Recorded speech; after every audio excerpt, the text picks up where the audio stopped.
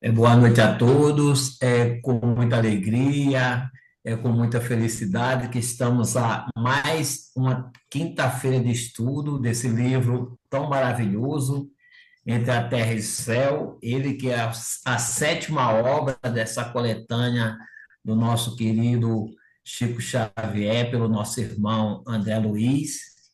Hoje estamos recebendo a nossa a nossa amiga Marina Silva. Boa noite a todos. Muito Lá obrigada pela da- oportunidade. Temos na harmonização a Rita e na prece inicial a Jane e encerrando a Aline. Que nós possamos abrir as nossas mentes, os nossos corações para receber tudo que a Marina trouxe conosco. Ela que é da casa de Tiago, lá em Petrópolis, aqui, nossa vizinha conterrânea aqui de, de morada, né? Porque são as três coisas mais maravilhosas que temos aqui no Rio, que são as três serras. Com você, Rita. Boa noite. Do livro do Pastorino Minutos de Sabedoria, é a 150. Quando der uma esmola, não anuncie a todos.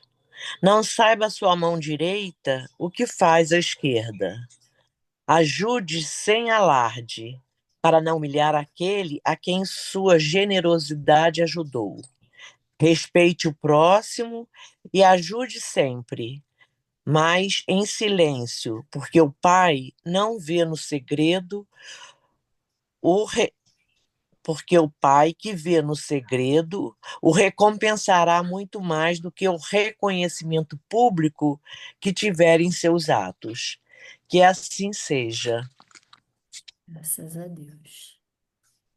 Então, vamos elevar o nosso pensamento em prece, agradecendo a Deus, nosso Pai, Jesus, Mestre querido, a espiritualidade amiga que está conosco neste trabalho, nos ampara, nos fortalece.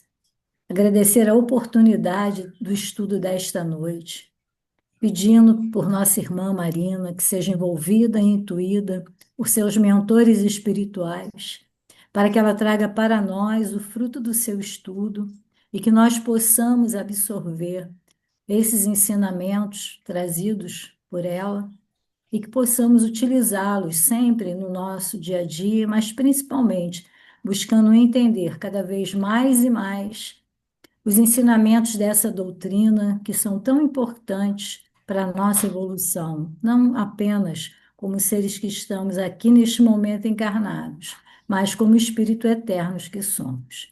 Assim, Pai, pedimos a tua permissão para iniciar o nosso estudo desta noite, dizendo graças a Deus. Que assim seja. Obrigado, Jane. Obrigado, Rita. Mais uma vez, boa noite, Marina, que vai apresentar para nós o capítulo 29, intitulado Ante a Reencarnação. Marina, a palavra é sua. Obrigada. Mais uma vez, boa noite a todos, aos que chegaram agora, né? Bom dia, boa tarde para quem assistir a gravação. Bom, eu estudando esse capítulo, é, na verdade, o livro todo é um livro muito interessante, né? E pensando só nesse capítulo, eu supondo que todos tenham lido ou estejam lendo o livro, né? A gente vai resumir rapidamente a história até esse ponto, né? Que mostra ali uma relação, né? Como na maioria dos romances que nós temos, uma relação interpessoal, de resgate, de perdão, de reconciliação. E esse capítulo, pensando no alinhamento dele com a doutrina, com o estudo paralelo da doutrina, a gente encontra tudo muito bem alinhado, né? Apesar de ter sido usado uma linguagem, claro, mais poética, né? Uns recursos explicativos de ilustração daquilo que a doutrina espírita nos ensina, que é essa função dos romances, nós sabemos disso, né? Por isso nós falamos que André Luiz, dentro dessa obra intitulada A Vida no Mundo Espiritual, como eles chamam, que é o compêndio dos 13 livros, né? Começando com o Nosso Lar. a gente fala que ele exemplifica aquilo que Kardec nos trouxe como instrução, como, né, fonte de conhecimento. E a gente estuda tanto e é tão difícil para a gente entender a maioria das coisas, né? Não importa quanto tempo a gente estude, ainda assim a gente fica. A sensação que eu tenho às vezes é que quanto mais a gente estuda, mais perguntas a gente tem, mais coisas a gente quer saber. E aí eu vou aproveitar para fazer um parêntese. Essa semana eu estava conversando com um amigo sobre isso, e o que a gente precisa lembrar, né, que eu acho de extrema importância quando a gente faz a leitura de qualquer que seja a fonte dentro dos estudos doutrinários, seja o Pentateuco ou os livros de André Luiz, que nos exemplificam, como a gente estava falando, que a gente, naturalmente, como seres humanos, nós somos muito curiosos para saber o que acontece do outro lado, o que vai ser, né? O que que nós vamos encontrar, para onde nós vamos. E são questionamentos pertinentes a quem estuda uma doutrina como a que nós estudamos. No entanto, a gente precisa lembrar que o foco principal da doutrina espírita não é o que vai acontecer depois que nós desencarnarmos, e sim o que nós estamos fazendo com a nossa vida agora, enquanto estamos encarnados. Porque nós reencarnamos com um objetivo, e esse objetivo é o nosso melhoramento pessoal, a nossa reforma íntima, a nossa reforma moral, aprender com os nossos erros.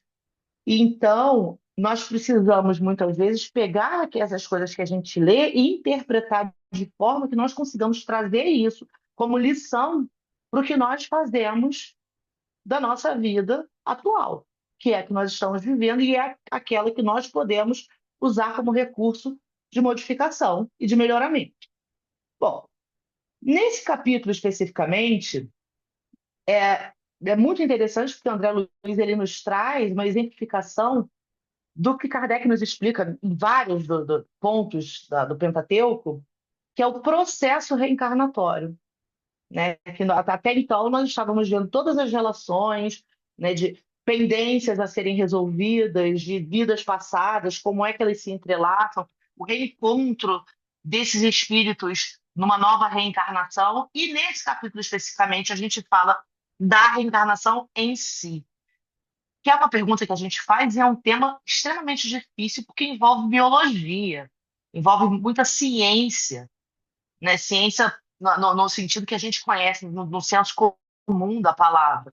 Então, é uma coisa que, para quem né, não é dessa área, tem muitos termos, às vezes, e até inclusive em outros livros do André Luiz que ele usa, que é difícil para a gente entender. Então, o que a abordagem que eu resolvi fazer por conta disso é uma abordagem mais superficial relacionada ao que é explicado no livro. Então, eu não vou trazer aspectos científicos, porque eu não sou dessa área, então eu não me sinto capaz de usar termos científicos aqui para explicar determinadas coisas.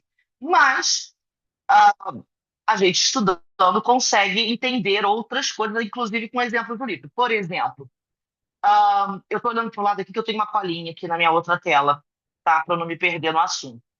Bom, nesse capítulo, a gente vê a reencarnação como uma necessidade para que a lei do progresso ela seja concluída, que ela seja colocada para nós, né? Que ela seja levada a efeito. Então, ela é apresentada como um mecanismo educativo. Para quem se lembra dos capítulos anteriores, o Júlio, que é o reencarnante, nesse capítulo, ele tinha uma relação pregressa de outras vidas, né, com aquela família. Ele tem uma história ali de suicídio também, e ele reencarna na, na, na, na forma da mãe, como sendo a mãe dele, a Zulmira, justamente por conta de todo esse imbróglio e, né, diante da culpa que ela sente de ter deixado, né, ela acha na mente dela que ela deixou ele morrer, né, sem saber que aquilo já estava previsto no plano reencarnatório dele. Odila, por outro lado, em espírito, obsidiando Zulmira, né, dizendo que ela roubou a família, enfim, aquele imbróglio todo. Então, essa reencarnação vem como uma bênção para todos, inclusive a Odila, que precisa entender que o que ela sente, o apego, o tipo de apego que ela sente é um apego excessivo ao que ficou na matéria, que a família é uma unidade espiritual, né? Que ninguém pertence a ninguém, como ela achava que acontecia e via que Zulmira, achava que Zulmira tinha roubado a família dela. Então, quando ele é colocado para reencarnar como filho da Zulmira, novamente, voltando à mesma família que ele já estava antes, a gente percebe ali um mecanismo educativo, um mecanismo reparador, um mecanismo evolutivo, e não uma punição arbitrária, porque nós sabemos que é falado, inclusive, né, quando, na conversa do Clarencio com a Odila, quando ele fala que quando é sugerido ali naquela reunião no plano espiritual que ele volte à Terra como reencarnado, ele deixa claro que vai ser por pouco tempo, né? Que ele logo que vai ser por um período de tempo, porque ele precisa daquele período, da Zulmira também, enfim. Então, a gente percebe ali que muitas vezes tem muita gente que acha que uma reencarnação tão breve pode ser uma punição arbitrária. E a gente percebe, revendo todo o contexto, que não é bem assim. Por isso nós falamos, Kardec nos traz a explicação técnica, vamos dizer assim, codificada do mecanismo, e André Luiz nos traz o exemplo através dos casos que ele nos mostra nessa série de livros. Tanto que ele no texto, ele tem um trechinho que ele coloca assim, que ele fala assim, nosso companheiro, vencido e enfermo, em razão de compromissos adquiridos na carne encontrará caminho ao próprio reajuste. Isso é uma fala do Clarence, que está perfeitamente alinhado com o que nós aprendemos no Céu e o Inferno. Eu tenho aqui um trechinho que está ali no capítulo 7, quando fala-se do Código Penal da Vida Futura.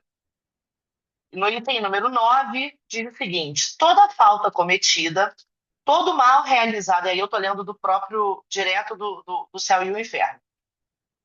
Todo mal realizado é uma dívida contraída que deverá ser paga.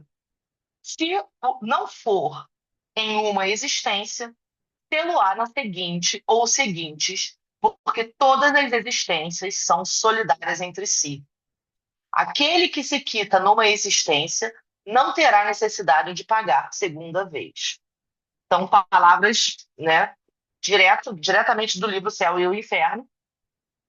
E ali, com esse trecho do Céu e Inferno, a gente percebe que, quando a gente fala de uma reencarnação, por exemplo, se a gente pensar nesse quadro que nós temos, né, dessa família, dessa configuração familiar que é exposta nesse livro, né, a Zulmira, o ferroviário, como eles chamam, né, o marido, o Júlio, a Odila no plano espiritual, a Evelina, todos eles fazem parte de uma configuração. Essa reencarnação do Júlio, a princípio, eles não têm essa noção da espiritualidade, porque não são espíritas, até chegar, né, a-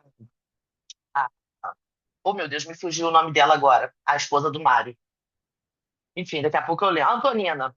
Chegar a Antonina e trazer a eles a luz da doutrina espírita, que até então eles não conheciam.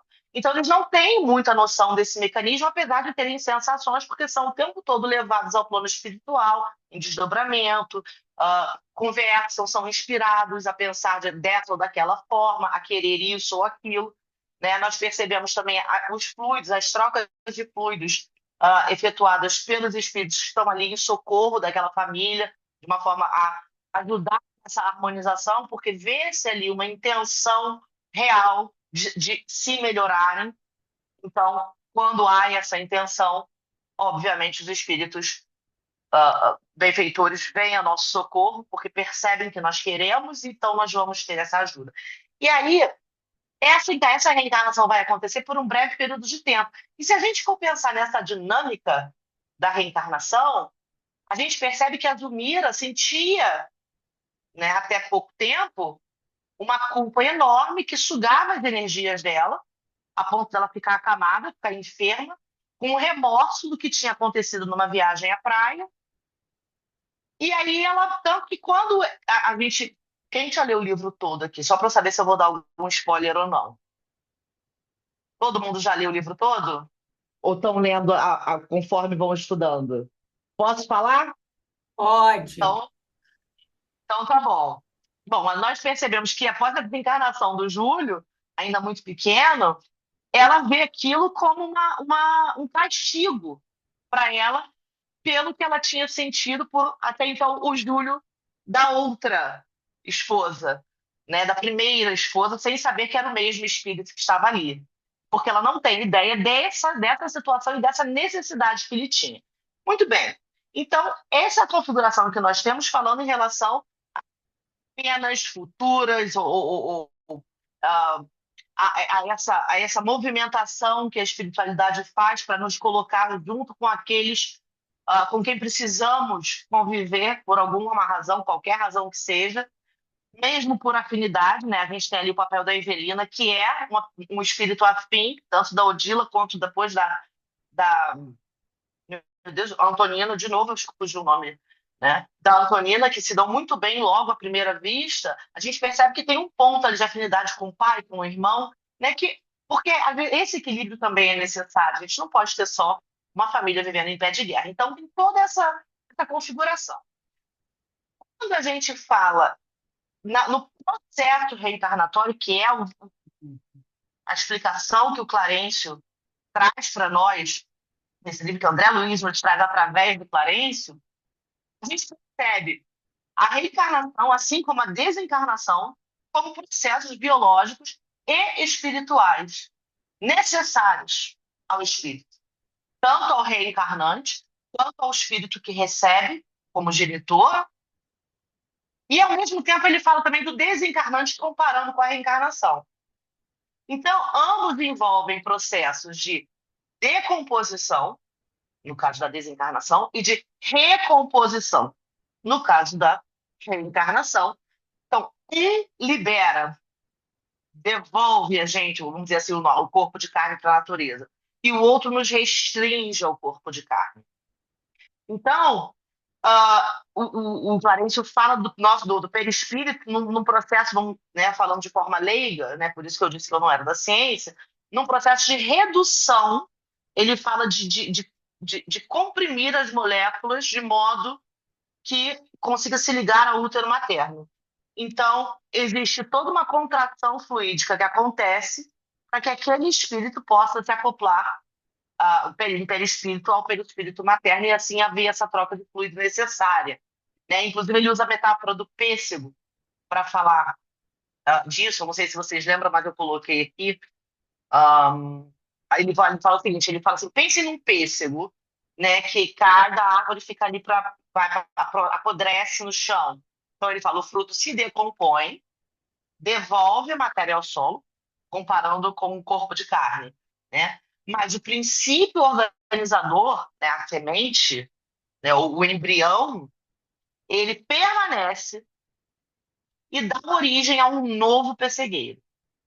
Então, quando ele faz essa comparação, ele mostra para nós de uma maneira muito lúdica esse processo, como é que esse processo se dá. Então, nós nos reduzimos, nós devolvemos, nós nos livramos daquilo que não é necessário, né? Como ele mesmo fala, deixa eu ver se eu encontro aqui no trecho do livro que eu coloquei, ele fala sobre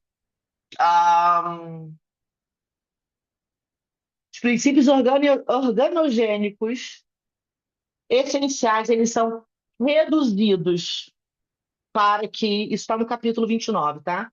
Ele fala de Júlia, eu estou reduzindo aqui, colocando só o que é necessário. Reduzidos para que possam se conectar magneticamente, ele até fala, a maneira de um ímã, aglutinando sobre si recursos de formação de novo vestuário de carne. Então, existe essa volta ao embrião, ao tamanho do embrião, para que possa ser reorganizado, porque nós não podemos deixar para trás, falando de ciência, a questão genética, né? As heranças genéticas que nós recebemos dos nossos pais. Inclusive, o Hilário questiona isso ao Clarencio, perguntando: então ele vai voltar E ele não vai ter mais o problema que ele tinha na garganta. Olha lá, ele fala, não, a genética, ela colabora em muitos pontos, mas nem tudo é genético. A questão do Júlio é uma questão espiritual. Então, essa marca ele traz em seu perispírito. E aí, o que que acontece? O que se diz é que os excedentes fluídicos que nós temos, eles saem do corpo, voltando aqui para o assunto, e Kardec voltando a Kardec, ele questiona os espíritos. Ele fala como é que o espírito se liga ao corpo? O que que acontece com o perispírito? Aí nós temos toda essa explicação técnica do Livro dos Espíritos, mas nós também temos essa explicação lúdica, ilustrada, nesse capítulo, no capítulo 29 Entre o Céu e a Terra. Então ele fala, ele sofre uma redução, como se fosse contraído, agora resumindo, né? Então há uma redução de volume do perispírito, e aí eu estou lendo passo a passo aqui que eu fiz, né? Aí ele diz que o organismo materno funciona meio que, mal comparando, como um alambique que refina e reajusta as energias do espírito reencarnante para o novo corpo que ele vai receber. Então, aí eles falam que a matéria que não serve para o trabalho, que não serve ao trabalho, ela é devolvida ao planetério. Ou seja, é como se nós, em perispírito, em espírito, nós despojássemos de tudo aquilo que não vai ser necessário naquele primeiro momento, nós voltamos, então nós temos um encolhimento, vamos dizer assim, né, segundo eles, do corpo espiritual, para que ele possa ser acoplado ao perispírito materno ali durante, né, a gestação e receba, então, ou uma renovação celular de acordo com as características genéticas daquela nova formação que ele vai receber. E nós sabendo disso e sabendo que o perispírito ele é plástico, ele tem uma plasticidade que ele consegue se adaptar, nós trazemos essa ideia para a ideia do plano da matéria, sabendo que essa organização genética ela vai influenciar, claro, na forma que nós vamos ter, nos traços, né, na aparência, na cor de cabelo. Mas o que nós aprendemos estudando a doutrina espírita é que quase tudo, se não tudo, que nós sofremos como vicissitude, principalmente relacionadas à saúde, são fruto das nossas questões espirituais. São o nosso perispírito que funciona como um grande HD, vamos dizer assim, trazendo para a linguagem de hoje, dos nossos dias, que imprime tudo aquilo que a nossa mente, que o espírito, ou mente, traz com memória e que é o que nos guia em relação àquilo que nós precisamos resolver enquanto seres em evolução. Porque nós sabemos, como Jesus nos ensinou, né, e como os espíritos reforçam no Livro dos Espíritos, quando eles perguntam, quando Kardec pergunta para eles, onde é que estão escritas as leis de Deus? E eles falam, na consciência. Quando nós dizemos que todas as questões que nós trazemos de erros cometidos no passado, que nós às vezes não cometemos por maldade, mas por ignorância, né? Porque nós também sabemos que o mal ele não existe, a bem da verdade, ele na verdade é a ignorância manifestada na ausência do bem. Quando nós tomamos consciência, né, que é o arrependimento, a gente automaticamente vai expiar e vai reparar. Esse é o caminho, né, que é ensinado pelo Espírito. Então, quando nós tomamos consciência de um erro, isso fica impresso no perispírito, e isso pode aparecer para nós, se nós não conseguirmos resolver de outra forma, em forma de expiação na Terra. Né? Pelo menos é essa a configuração que nós aprendemos quando estudamos a doutrina espírita. Então, quando existe essa concepção, quando Clarencio diz para o Hilário, não, existe sim a carga genética, mas ele não vai reencarnar num novo corpo livre daquilo que ele já traz com ele, porque é justamente isso que ele precisa resolver, que ele precisa expiar. Então, resumindo essa parte, o espírito se liga ao corpo no momento da concepção, né, ao embrião. O perispírito ele vai servir de molde para o corpo e vai atrair os elementos necessários para aquilo. E o laço fluídico ele vai se estreitando à medida que o feto se desenvolve. E é assim que vai acontecendo a reencarnação, né? Até que ela seja completada. Nós, em espírito, vamos nos unindo ao corpo gradualmente. Então, sendo o perispírito o eixo central, né, o modelo organizador do corpo, e sabendo que o corpo reflete a alma, a gente sabe que a nossa mente, é que vai nos guiar para saber que tendências nós vamos ter, que necessidade nós precisamos suprir naquela encarnação. Então, a gente fala que os nossos pensamentos, eles têm capacidade de nos modificar, de nos adoecer ou de nos curar, dependendo da situação. Nós temos tendências e nós temos os nossos débitos, todos eles impressos na mente, que vão ser automaticamente transferidos ao nosso perispírito para que isso possa ser impresso no nosso corpo e a gente possa lidar com tudo aquilo que a gente precisa resolver. Então, durante a gestação, a mente do reencarnante, ela, como nós vimos nesse capítulo, ela fica associada à mente materna, inclusive há o relato de que ele cai num sono aliviado, porque ele recebe os fluidos da Zulmira, que já se sente muito melhor do que antes, porque, né, a Odila ajudou, enfim. E ele recebe esses fluidos calmantes e ela também começa a receber a influência dele, tanto que ela sente dores de garganta, ela tem várias impressões que ela não tinha, ela cai doente várias vezes, né? Né, dessa parte da garganta, enfim. Então, a gente percebe que há essa associação. O cosmos celular, a gente vê ele ali, ele impregnado, né, um pelo outro. E o pensamento que não está muito bom também vai colaborar, né?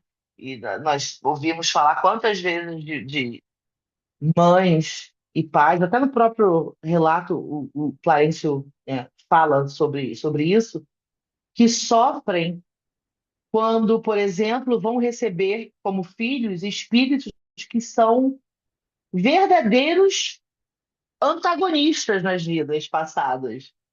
E quando eles estão para chegar, percebe-se que há uma mudança na atmosfera e tudo, né? No ambiente, porque nós estamos sempre impregnados pelo que nós pensamos, pela forma, sem perceber, por aquilo que nós carregamos dentro de nós, muitas vezes até de forma inconsciente, porque nós não lembramos das vidas passadas. Então, são todas impressões, né? Então, conforme o programa reencarnatório, esses espíritos vão se encontrando e vão trocando fluidos durante o processo gestacional. Isso é muito interessante. E aí, como o Júlio traz essa, né, enfermidade que não é só biológica, ele sempre, né, tinha problemas, mas era espiritual, ele percebe, assim, é percebido não, né, mas é percebido que a necessidade desse reajuste interior. Então, mais uma vez, tentando resumir ponto a ponto. E, gente, se eu estiver falando muito rápido, podem me interromper, tá? Porque o fluxo de pensamento ele vai, me empolga às vezes. Nós temos os pais como fornecedores de material biológico, que é a genética. Nós temos o espírito responsável pelo uso desse material, de acordo com as necessidades ou méritos, né? E não podemos esquecer que nós somos herdeiros de nós mesmos. Isso também é dito lá, né? E o que que isso quer dizer? Não adianta fugir das nossas necessidades. Colhemos o que plantamos. Vamos sempre colher sofrimento? Não. Tudo depende da forma como nós levamos a nossa vida e de que forma nós tentamos nos melhorar, né? Nós sabemos, pelos ensinos de Jesus, que o amor cobre a multidão de pecados. Então, nós também sabemos que nem toda cura espiritual necessariamente vem pela dor. Às vezes isso é necessário porque, como é o caso ali daqueles espíritos que estão naquela configuração, né, dessa história, havia muito ressentimento, muito rancor, muito ódio. Então, às vezes, a expiação, ela é um bem que é dado a nós, apesar de nós não termos ainda muita capacidade para ver dessa forma, mas nós que estudamos a doutrina espírita, normalmente nos esforçamos para, ao invés de revoltar, brigar contra o destino, a gente pensa assim, por que isso está acontecendo? Qual é o ensinamento que está me trazendo?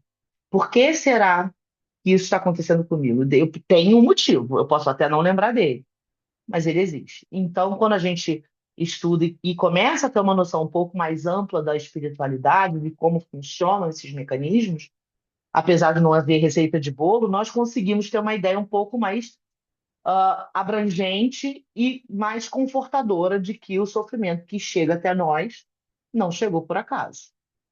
E eu acho que, não sei para vocês, mas para mim isso me facilita muito na hora de lidar com as situações, né? Como todo ser humano, nós temos aquele primeiro momento de impacto, então a gente tem uma reação quase que instintiva, mas logo em seguida a gente coloca em ordem os nossos pensamentos, a gente fala assim, não, vamos organizar. Então, nós temos essa vantagem.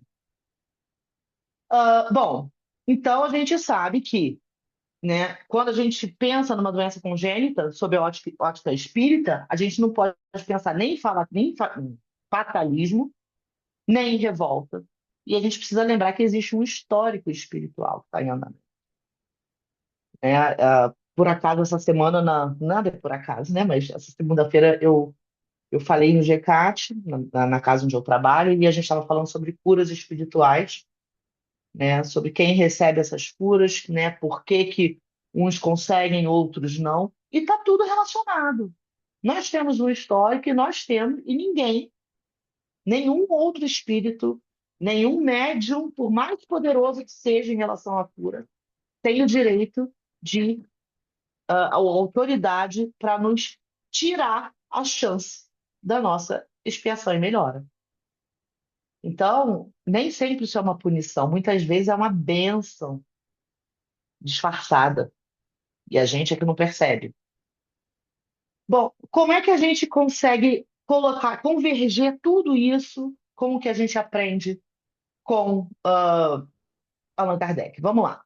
Primeiro a gente fala que, né, a gente fala do Livro dos Espíritos, do Céu e o Inferno, a gente resumindo, a gente fala que desencarnar é se libertar gradualmente dos laços materiais, mais rápido ou mais lento, né, de acordo com o grau de apego que a gente tem, de acordo com a elevação do espírito.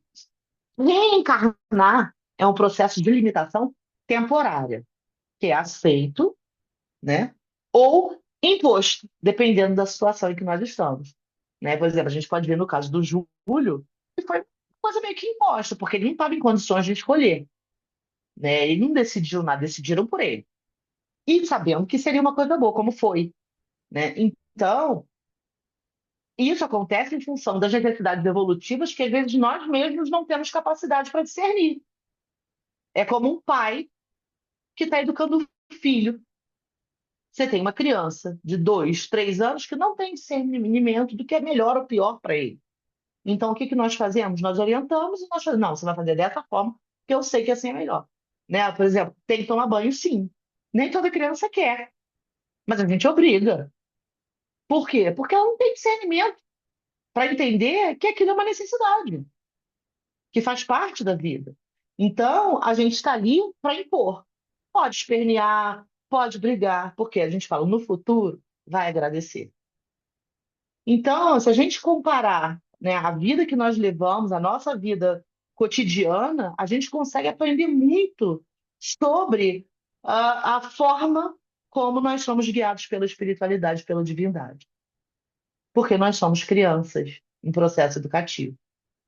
Né? Então, nós precisamos muitas vezes de situações que não nos agradam, sem saber por que que elas aparecem para nós, mas elas são necessárias ao nosso desenvolvimento.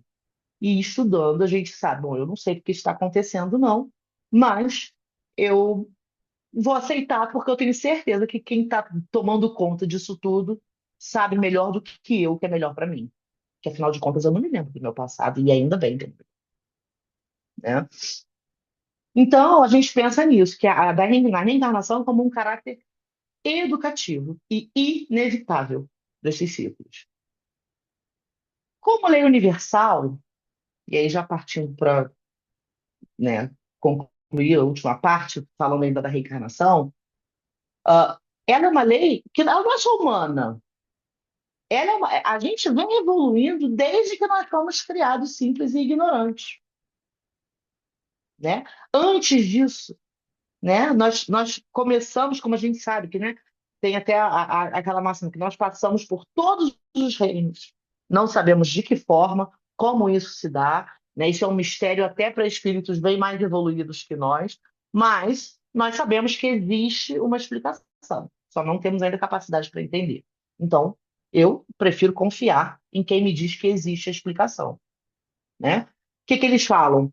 Nós saímos de um instinto básico para uma inteligência simples, para chegar à razão humana, que é que nós estamos hoje, para chegarmos a ser ao grau de espíritos elevados. E aí a gente fala de uma infinidade de escalas, né, daí para cima, que a gente não tem como mensurar de onde a gente está. O que a gente sabe é que a gente não retrocede. Isso a gente já aprendeu. Então, somos hoje a nossa melhor versão. E aí, sabendo disso, que nós estamos aqui para evoluir, ah, o instrutor, lá, o Clarence, ele fala também que nos primeiros tempos da organização fetal, nós revivemos, embora apressadamente, todo o nosso pretérito biológico. Ou seja, ali, naquele momento, nós vamos recapitulando todas essas etapas evolutivas. E se a gente parar para pensar a evolução de um embrião, a gente consegue ver na própria evolução muito rápida todas essas fases da sementinha, que vira uma plantinha, vai ganhando forma. Se a gente parar para pensar, né, nisso que a gente já conhece, né, e que até os leigos conseguem perceber, né, no desenvolvimento de um embrião até se tornar um feto e virar um bebê ao nascer, a gente percebe todas essas fases passando. Só que ele também fala que a gente, nesse momento, como a gente pega todo o nosso pretérito biológico, a gente também, de certa forma, faz um apanhado geral das nossas memórias para saber o que que a gente vai resolver nessa vida, né? E aí ele explica com mais detalhes nesse trecho também essa questão. E na Gênesis a gente encontra explicação para isso, né? A Gênesis também fala no capítulo, eu até marquei aqui, não vou ler o capítulo, mas para poder falar para vocês, na parte dos milagres, no capítulo 14, fala-se de fluidos, né? Então, fala de natureza e propriedade dos fluidos, elementos fluídicos, formação e propriedades do perispírito, ação dos espíritos sobre os fluidos, são todos os itens desse capítulo. Criações fluídicas, fotografia do pensamento e a qualidade dos fluidos. Então, quando a gente fala de fluidos, pensamento fluídico, nosso pensamento é energia, a gente emite fluidos o tempo todo, porque nem todo fluido é visível, né? E um dos exemplos que a gente encontra na Gênesis é o fluido magnético, do ímã, que nós sabemos que está ali, a gente consegue perceber, mas a gente não enxerga, né? Então, a gente está emitindo fluidos o tempo inteiro. Então, quando a gente fala desse pretérito biológico, esses fluidos estão impregnados em nós. E nós precisamos efetuar essa troca, através da convivência, através da lei de sociedade, né? Que as leis estão todas. A gente tem a lei de reencarnação, junto com a lei de progresso, uma necessária para a outra acontecer. E para que isso aconteça, a lei de sociedade ela entra para nos ensinar a conviver como seres humanos, como humanidade, como irmãos, como nós somos ensinados o tempo todo por Jesus e depois pelos espíritos, através de Allan Kardec.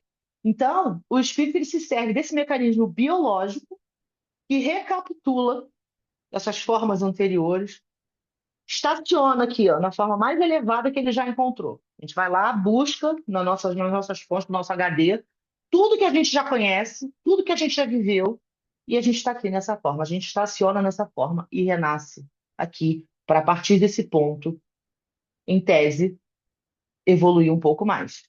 O tanto que a gente conseguir. Porque evoluir a gente sabe que a gente não vai. Então, essa lei do progresso, essa lei, essa reencarnação, isso é um processo que é intrínseco a todos nós, espíritos encarnados e desencarnados. O que nós não conseguimos resolver em uma vida ou na espiritualidade, vamos resolver durante a encarnação. Então, quando a gente fala do princípio inteligente no reino animal, nós lembramos, né, são os instintos que nós temos, os nossos reflexos, né, a lei de preservação, que é uma lei divina. Nós temos os nossos instintos e aprendemos isso no reino animal. Nós trazemos, né, até o processo de individualização, a gente vai ter todas essas questões que já são implícitas. Alguém já parou para pensar que o nosso corpo funciona sem que a gente dê ordem nenhuma para ele? Todos os nossos órgãos vitais, eles funcionam diuturnamente, sem que a gente precise dar nenhum comando. Isso tudo faz parte do processo evolutivo que nós vivemos antes de nos tornarmos, por essa metamorfose que a gente não sabe como acontece, espíritos, ou seja, de seres individualizados que reencarnam como humanos. Então, a gente precisa perceber essa escala evolutiva. O texto respeita isso. Ele fala, tanto que ele dá o exemplo da fruta, do pêssego, ele fala, olha, toda a natureza passa por esse processo. E nós somos natureza também, né?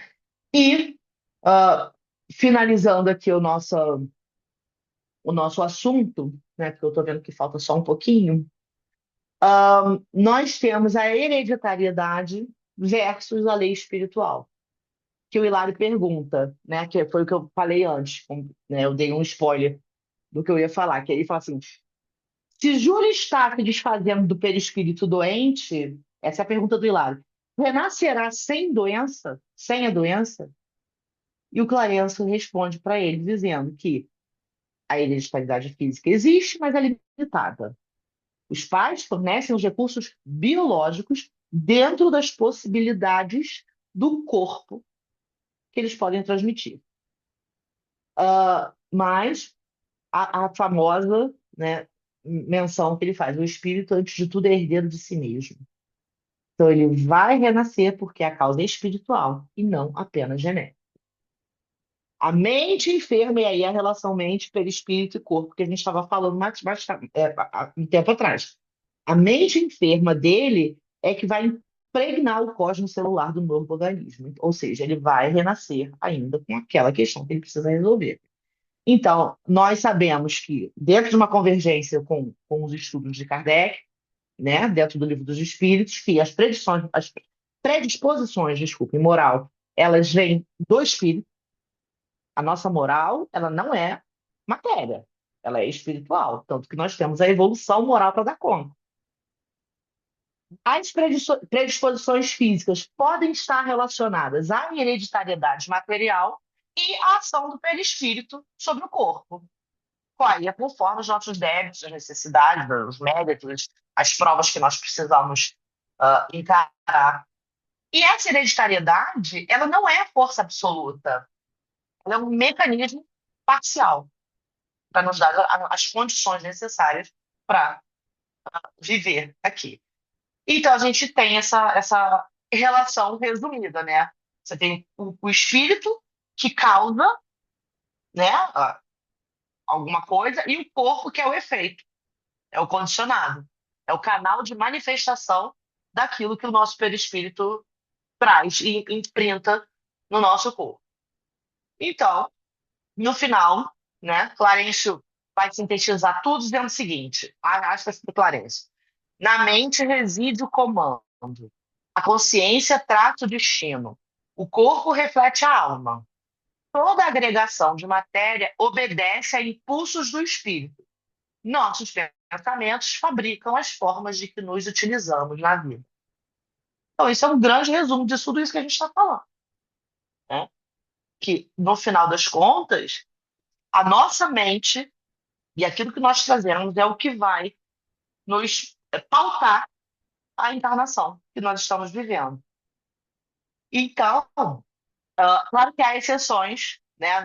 Também no Livro dos Espíritos a gente encontra isso, e também dentro desse capítulo que fala o seguinte, e aí também vindo lá do capítulo 29. Espíritos que já desenvolveram certas qualidades podem arrojar de si mesmos elementos para formar corpos em planos inferiores, governando o fenômeno da reencarnação, sem se subordinar totalmente a ele. E é aquilo que, né, o próprio André Luiz nos ensina quando, logo lá atrás do nosso lar, quando a mãe dele vem visitar, que ele fala que ele quer ir com a mãe, e aí ela fala assim, não, você ainda não pode ir onde eu estou, mas eu venho até você, porque quem tá mais acima pode chegar para cá, mas a gente só consegue ir lá se for necessário, se tiver algum tipo de autorização.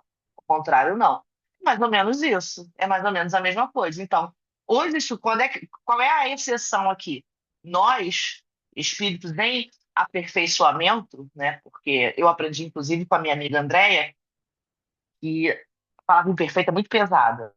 Então, a gente fala que nós estamos em aperfeiçoamento, que estamos em processo. É muito mais legal pensar assim do que pensar que eu sou imperfeito, dá uma ideia negativa, né? Então, nós estamos aqui em aperfeiçoamento, nós sabemos que muitas vezes, dependendo do que aconteça e de qual seja a situação, nós não vamos poder escolher muito aquilo que nós vamos precisar viver. Até vamos poder escolher uma coisa ou outra, porque eu acho que todo mundo já se melhorou tanto, né? Nas últimas encarnações, eu acredito que nós, pelo menos, estamos fazendo um esforço. Mas, de certo, não vamos poder escolher tudo, decidir tudo. Mas os espíritos mais evoluídos, aqueles que não reencarnam por provas e expiações, mas sim por missão, esses conseguem escolher. Ah, será que eles podem reencarnar na forma de um corpo ah, portador de deficiência? Podem. Eles podem ter a missão de colaborar com alguém em uma prova. E para isso eles precisam estar ali. Nós, muitas vezes, nós que eu digo, né, moradores do planeta Terra, no estágio evolutivo que nós estamos, a maioria, pelo menos, já não tem muito o que escolher. Você escolhe certas coisas, mas não consegue escolher tudo, né? Acredito eu. Né? Vamos descobrir quando a gente voltar para lá e ver como é que isso funciona de verdade. Mas pelo que a gente estuda, eu acredito que a gente tem uma liberdade limitada, vamos dizer assim, uma liberdade vigiada, né? Bom, então, para encerrar, o que a gente precisa lembrar é, né, a lição, a reflexão que fica. ah, Né, é difícil falar só desse capítulo, mas né, dessa história como um todo. Nós precisamos sempre estar atentos às coisas que acontecem em torno de nós, para que a gente possa sempre enxergar possibilidades em absolutamente tudo o que acontece na nossa vida. Não é uma tarefa fácil, não mesmo.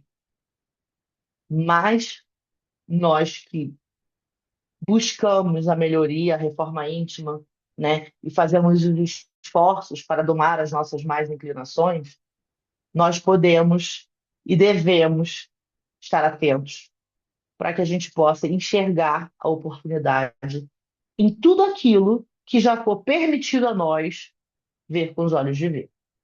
E assim a gente facilita ou tenta facilitar esse processo para a gente.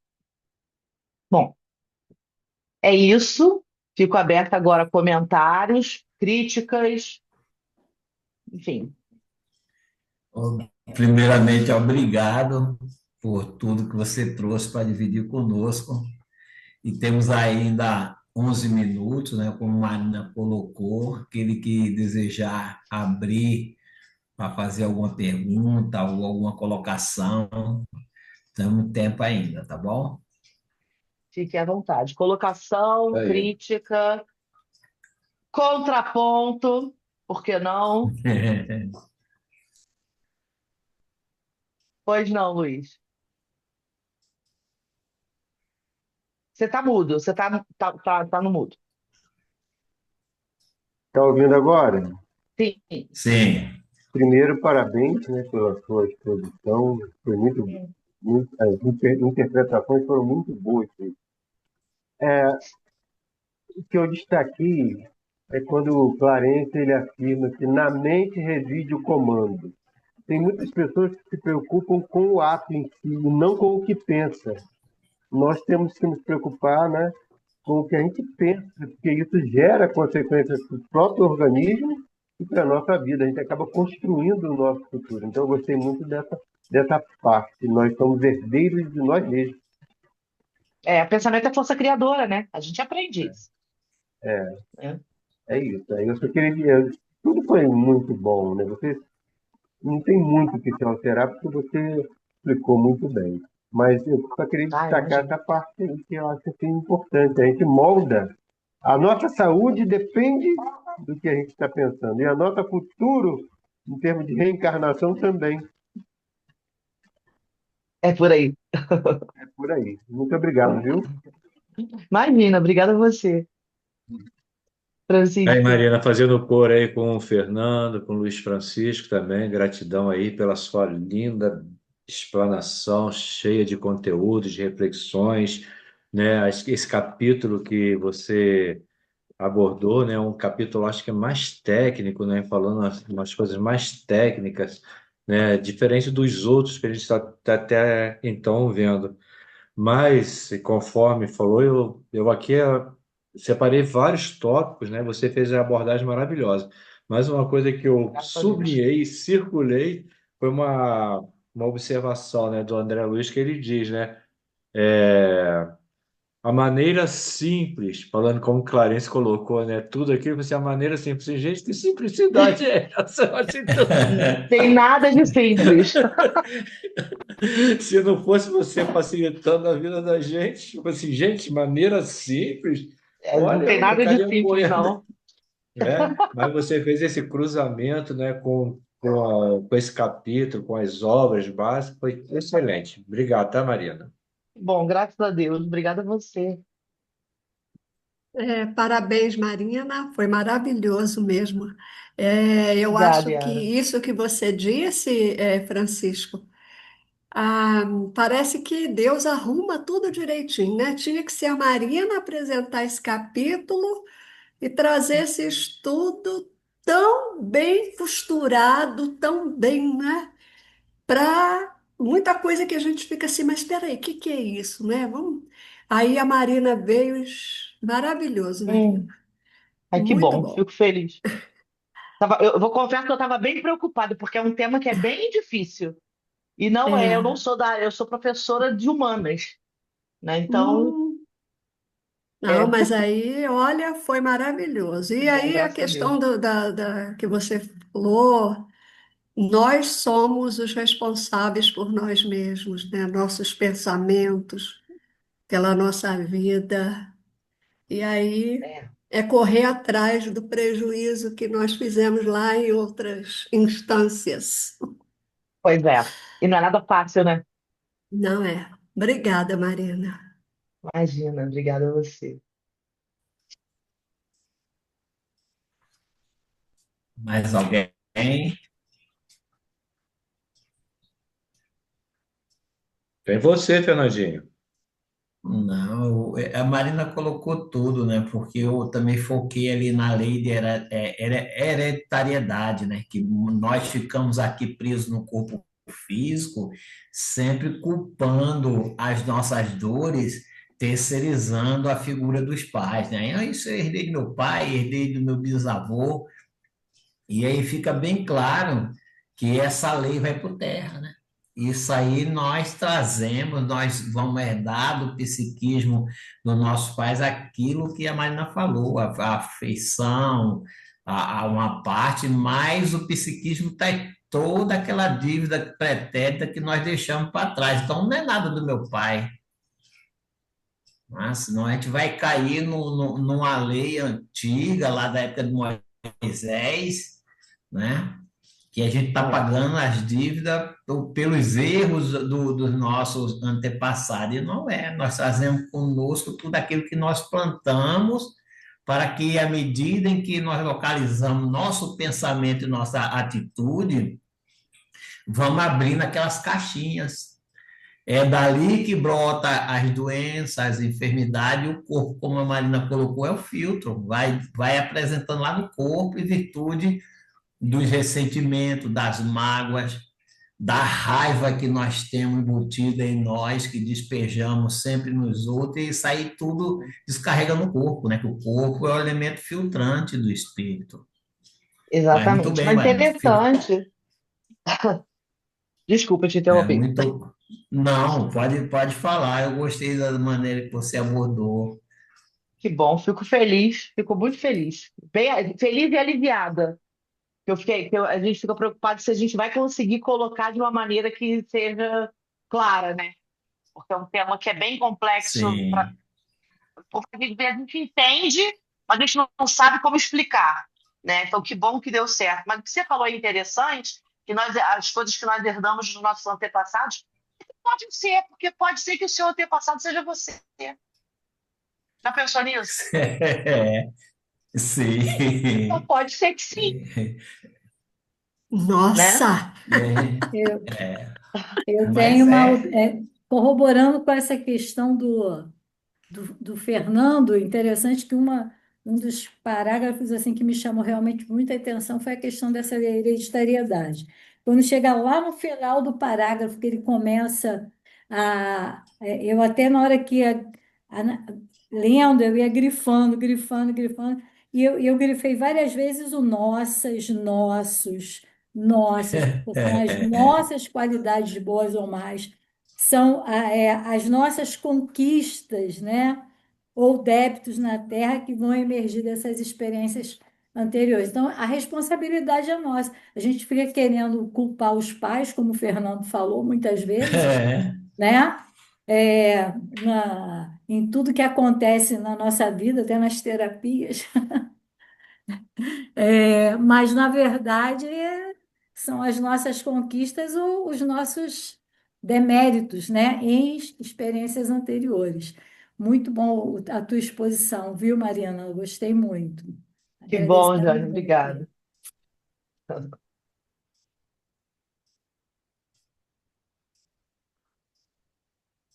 temos ainda 3 minutos. A Aline está ali caladinha, né, Aline?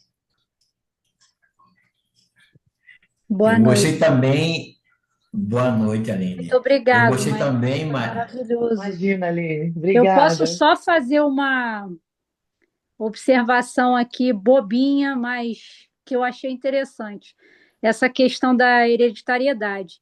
Quando a gente estuda lá na matéria de ciências ainda, falando sobre essa situação, a gente estuda que a gente normalmente, vamos colocar da forma chula assim, a gente puxa os avós. A gente normalmente pula uma geração. E aí entra nessa situação que a Marina estava mencionando aí agora. Por quê? Às vezes os avós já dá tempo da gente reencarnar, né?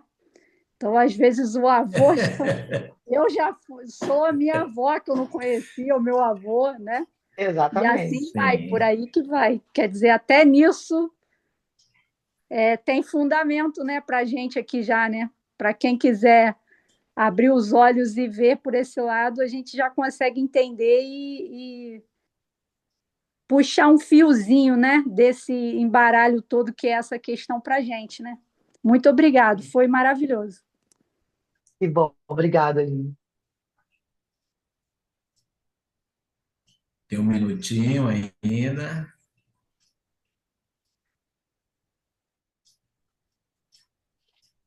Eu gostei também, Marina, do questionamento do Hilário, quando ele pergunta sobre a criança, né? Se era preciso a criança lá no plano espiritual passar mais um tempo para poder ter o crescimento mental, para ele despertar da totalidade, né? E cai tudo naquilo que você falou. Não, se o espírito já tem uma consciência madura, ele não vai precisar desse tempo. É, isso aí. Né? Ele vai rapidinho, ele desperta para a totalidade, É isso. mas é aqueles que ficam muitas vezes igual lá, aí nessas crianças que estão aguardando, crianças ainda necessitadas ainda de um crescimento espiritual muito grande, por isso que eles têm esse cuidado no plano espiritual, né? Aqui a área falou, Deus é muito bom conosco, né? Tem um cuidado Sempre, maravilhoso conosco. sempre. Obrigado, minha amiga, e que você fique conosco nas outras obras que vêm por aí pela frente. Um prazer. Só não me garanto a evolução em dois mundos. Quer dizer, não me garanto, eu não me garanto, não, mas essa eu nem tento. Entendeu? Essa eu não nem. Essa eu quero participar estudando. Tá certo. Vamos agora convidar a Aline para fazer o encerramento do nosso estudo.